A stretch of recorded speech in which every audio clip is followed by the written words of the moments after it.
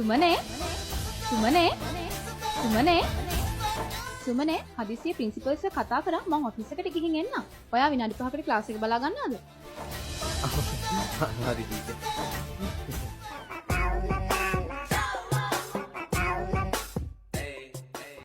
හරලා මාත් එක්කම මෙන්න මේ කියමු.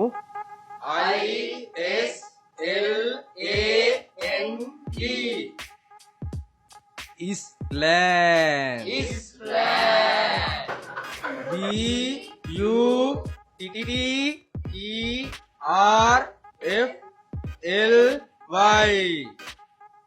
Beautifly. Beautiful. History.